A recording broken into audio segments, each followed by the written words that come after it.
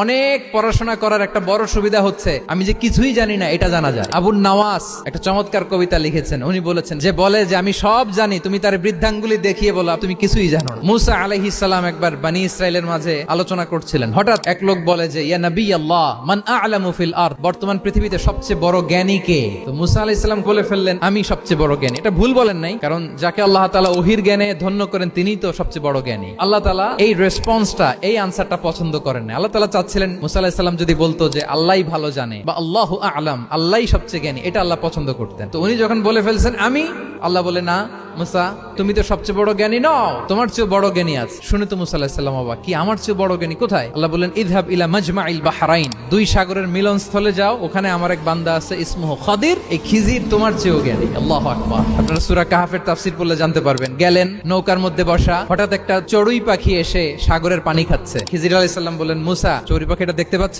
মুসা আলাইহিস সালাম বললেন হ্যাঁ দেখতে পাচ্ছি। পানি খাওয়ার কারণে চড়ুই পাখির চঞ্চুতে মানে ঠোঁটে যে একটু সাগরের ছিটে ফোঁটা পানি লেগেছে, দেখেছো? মুসা আলাইহিস সালাম বললেন হ্যাঁ দেখেছি। তো খিজির আলাইহিস সালাম বললেন চড়ুই পাখির ঠোঁটে সামান্য সাগরের ছিটে ফোঁটা পানি যতটুকু ঠোঁটে লেগে আছে, এটা হচ্ছে তোমার, আমার আর মহাবিশ্বে আমরা যারা আছি সবার জ্ঞান। আর পড়ে থাকা মহাসাগরের পানি হচ্ছে আল্লাহর জ্ঞান। ওমা উতিতুম মিনাল ইলমি ইল্লা কালিলা, আল্লাহ বলেন একেবারে একেবারে ভেরি লিটল, যত সামান্য জ্ঞান দিয়ে আমি তোমাদেরকে দুনিয়ায় পাঠিয়েছি। এজন্য আমি সব জানি, এটা আজকে থেকে আমরা আর বলবো